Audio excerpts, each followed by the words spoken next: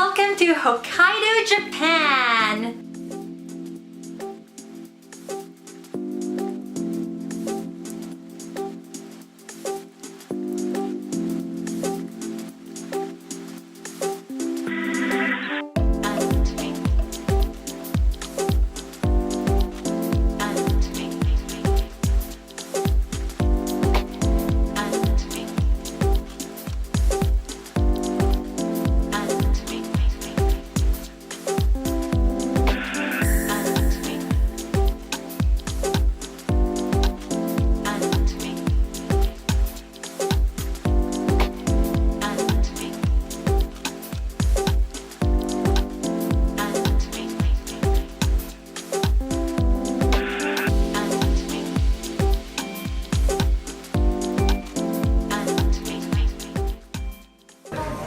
I didn't get any sleep in the plane, so I'm feeling so loopy. I feel like I'm floating and I'm so scared.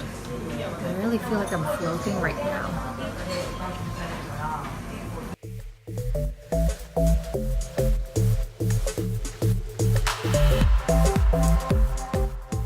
On the first day, my husband and I landed in the New Chitose airport near Sapporo, and we decided to stop by Sapporo first just so we can see the Yasokoi Soran Festival.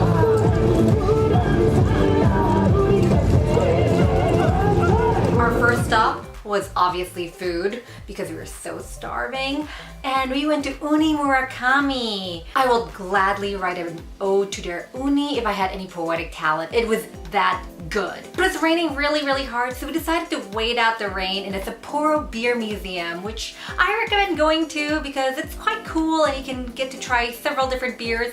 I'm not really into beers, but if you are, it's really cool. It's also a very pretty location where you can take lots of nice pictures. Only I didn't because it's raining. Oh, and everyone on IG kept asking me how these chocolates taste like.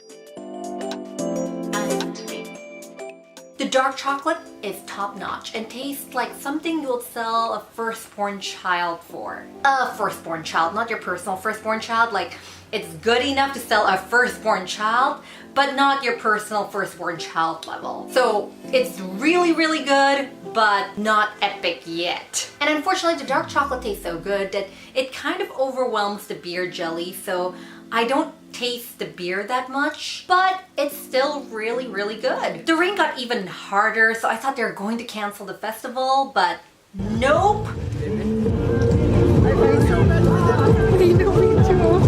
And I also feel like we're taunting them by standing here with our umbrellas. Yeah, we're appreciating their performance. Yeah, they made the dancers kneel in the rain. When I saw what was going to happen, the whole time I'm like, oh no, you don't have to. Oh my god, are you guys okay? And you know, you can see in their face they're going, oh, what the fuck? And it was really cold rain. It was miserable. I felt really bad for them. But they gave it their all. I'm super impressed. So the Yasokoi Soran Festival is a dancing festival that happens for 4 days in Sapporo. It happens mostly in Adori Park, and usually the audience can join in the dancing. But, you know, given the weather, clearly nobody's really in the mood to go dancing. So on weekdays, it starts in the evenings. On the weekends, I'm assuming it's the whole day, and I heard there's a parade and so on. I wish I could stay, but I had to move on to my next destination. So I didn't get to see the parade during the weekend. I still think it was really fun, and the festival food was amazing. Everything was mind-blowingly awesome.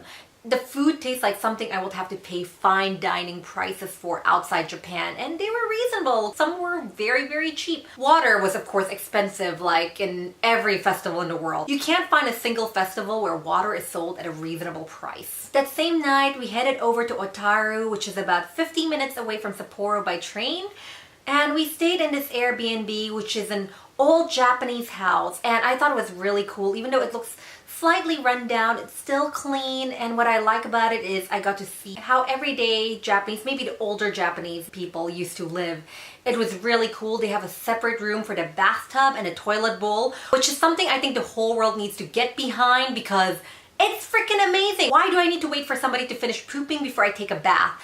It's just brilliant. I love it. This space is definitely very space efficient, so My husband had to take his pants off before he gets into the toilet, otherwise it's too tight of a fit for him to easily take his pants off. I'm wondering if it's a tactic to prevent guests from pooping in your toilet. I think that's brilliant. My favorite spot is definitely the bathing area because this is totally how I'm going to design my bathroom in the future. There's a space to take a shower in while sitting down. It's so comfy, and right after you take a shower, you hop into a bathtub where the water goes up to my neck.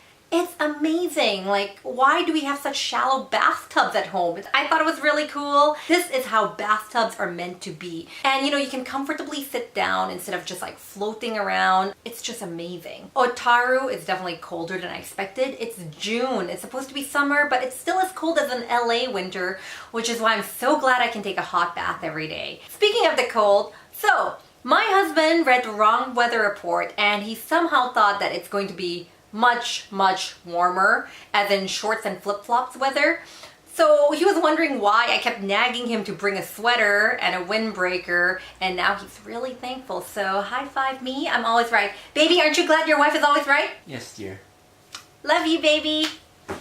My husband's like lying down there.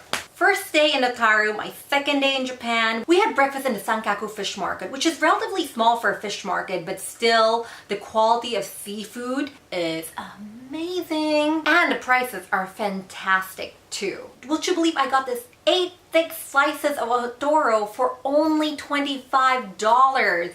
Normally, if I get this in Singapore or Indonesia, one slice is costing me $40. So this is a great deal. And look at that marbling. Hello, sweet, sweet cholesterol. Next up, Yoichi Distillery, which is less than half an hour away from Otaru by the JR train.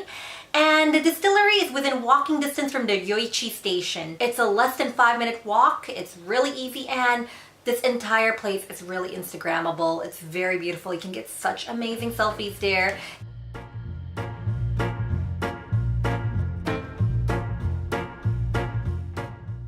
And it's also really cool to see how they make whiskey.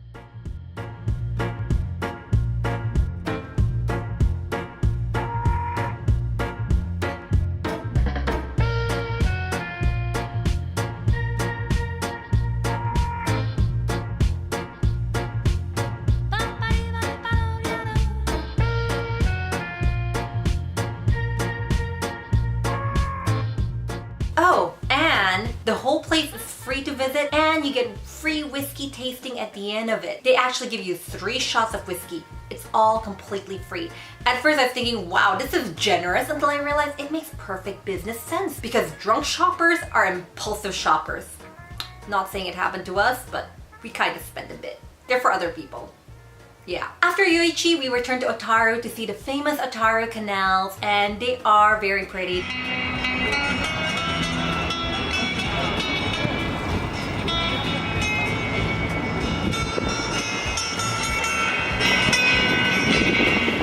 Apparently the canals used to be for transporting coal, but after Japan moved away from coal and coal is no longer the main source of power, the canals have fallen into disuse. So the city of Otaru very wisely turned into a tourist attraction, and they've really done a good job with it. Then we went shopping in Sakaimachi Street, which I really recommend going even if you're not into shopping because it's really pretty. It's full of old buildings that are well preserved and can get great food here. The entire street is lined with great food. In fact, my husband and I decided to just hop from stall to stall eating street food for lunch because it's really that good.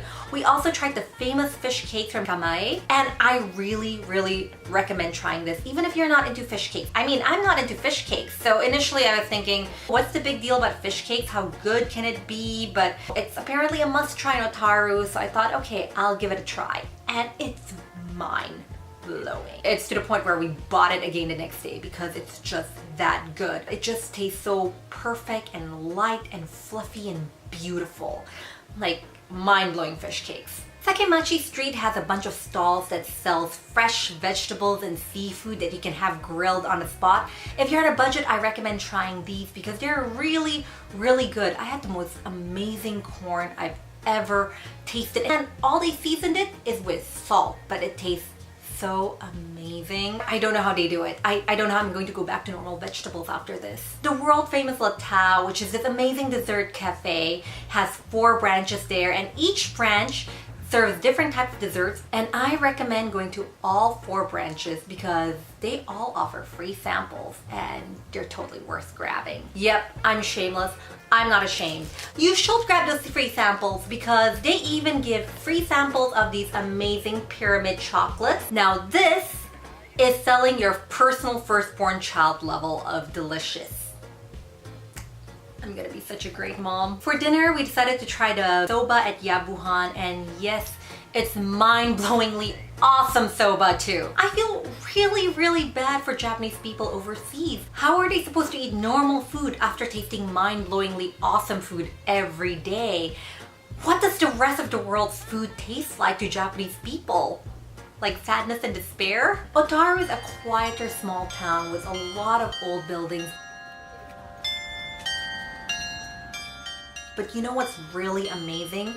All these buildings are so well maintained that you can't tell whether they're built in the 80s or newly built by hipsters gone wild. Sure, there are rundown buildings, but even the rundown buildings are neat in a way, you know, where the debris not falling all over the street. It's all just organized very neatly. It's just so neat that it looks like it was built to be run down. Like it looks like it belongs in a film set where the interns got fired for not making the rundown buildings look realistic enough. The next day, on our 3rd day in Japan, we went to Lake Toya, which is about 3.5 hours away from Otaru by train. We have to transfer in Sapporo first. It's a gorgeous, sleepier lakeside town where they shoot fireworks off a boat every night during summer.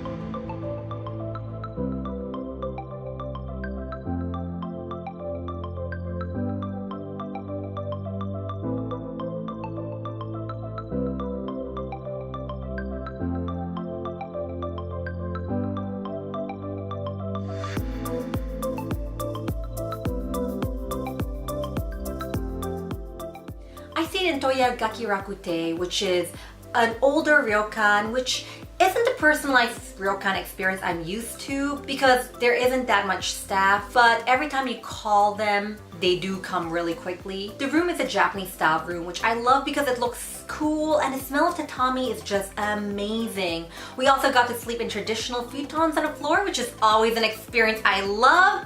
Ever since I read Doraemon as a child, I just wanted to sleep in a futon on the floor, and so every time I stay in a ryokan and get to do that, I'm really grateful for the experience. If you get the reference, please comment below. Who else is a Doraemon fan as a kid? You still get free breakfast and dinner in this ryokan, which is awesome, and that definitely helps you stay under budget. And the best thing about this ryokan is that you get to use the onsen in their fancier sister hotel, Kohante, which is right next door. Unfortunately, filming inside their onsen isn't allowed because, well, we're all butt naked in there, but it's really a great experience. If you're feeling self-conscious about going to an onsen because you'll have to be naked around strangers, don't worry, everybody's just like, whoa, boobies everywhere. And you know, I was at first feeling a bit self-conscious because usually I go to onsens with my friends and we have a blast, you know, all us girls just laughing together and, you know, being naked together. Now that I'm alone, at first I was thinking I'm kind of self-conscious, and one lady just walked out naked, and after that I'm like, you know what? Screw it, we're all naked, let's go. And like every onsen in Japan, it's really amazing. They provide you with shampoo, conditioner, body lotions, even like makeup wipes, hair dryers, shavers, anything you can think of, anything you need, hair ties, shower caps, they have it. So the way you take a bath at an onsen is first you have to shower to make sure you're really clean. After that you dip in the hot pool. So I decided not to wash my hair at all because I freshly dyed my hair and I didn't want to plunge into the onsen and just have this cloud of purple dye seeping around me. I feel like that will be so inconsiderate. So I made sure I tied up my hair and kept it out of the water. If you freshly dyed your hair, that's what I recommend doing too. And just stay as long as you want. It's really, really fun. It's really my favorite part of going to Japan, and why I really want to go to Japan with my girlfriends, because just going to an onsen together with your girlfriends, it's fun. I'm with my husband, we're separated, so it's a bit boring, but you know, yeah, it's still a great experience. Anyway, for those of you traveling to Japan for the first time, I highly recommend going to JR Station's information desk because the people there are so helpful. I thought I was a paranoid planner and I've got everything planned really, really well, but they still found ways to help me save money. Just give them your itinerary and they'll calculate the cheapest fares for you and recommend what tickets and passes to get. It's really amazing. Like, the staff actually work extra hard to help you save money. I've never had that happen before. I mean, if this is happening anywhere outside Japan, I'd probably get the hell out of there because for sure I'm in a horror movie. At any moment, the zombies and aliens are gonna come bursting out, and because I'm Asian and in a loving relationship, I'm definitely gonna die first. Either me or my husband, just so, you know, the movie has a tear-jerking scene, for sure. And look at this, they even highlighted which trains I shall take. Anyway, that's it for this vlog. If you enjoyed this, please feel free to like, share, subscribe, and I'll see you next time in Hakodate. See you!